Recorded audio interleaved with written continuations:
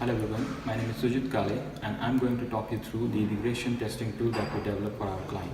By developing this tool, we saved 216 hours per year. Before we go into the details of the tool, I want to give you a brief background on what we do at our client. We use a technology called Market EDM. EDM stands for Enterprise Data Management for our day-to-day development. We don't use Java or C# for several reasons. EDM allows us to rapidly develop the backend and front end, which is a web front end. However, EDM does not give us any testing tool. So when it comes to testing, we are on our own. So we thought that since our UI is in web, we can use a tool like Selenium to automate all the testing stuff. But then we found that EDM draws its UI on HTML canvas objects. And these objects are not easily readable by testing tools like Selenium. So we couldn't use Selenium. So here comes the problem. Even though we are developing it rapidly, we were not able to test it rapidly. Our QA team has to do all the testing manually, which was time consuming and error prone. We needed a solution to this.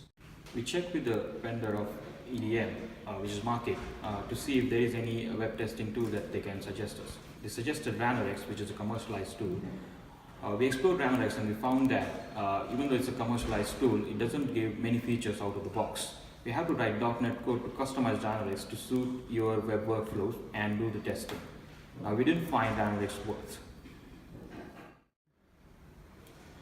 Then we take a closer look to the EDM UI to find out what exactly happens when users do some activity on the web front end.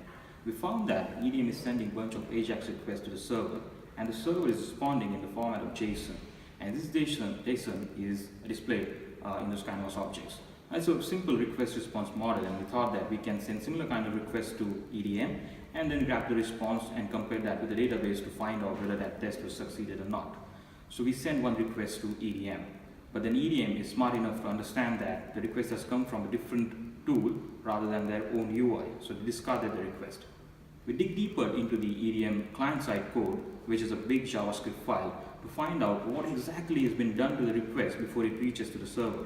We found that EDM uses SHA-1 algorithm to encrypt the request, and it adds a few other parameters before it sends that request to the EDM server.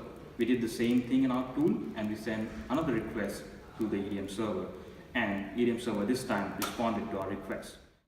Then we had a logic to pass that response and compare that with the database and find out if the response that was given by the server and the database was same or not. This way we could test one of the test cases. Now we added another logic to parameterize these kind of requests so that we don't have to send requests again and again. We can just parameterize and send a bunch of requests together. This way we automated the web UI testing problem. This was well received by the QA team and the client, and they were so impressed that they set aside some time so that we can enhance this tool further. This tool is reusable in all the projects where you are using EDM for your development. I'm proud to be an Hexawarian.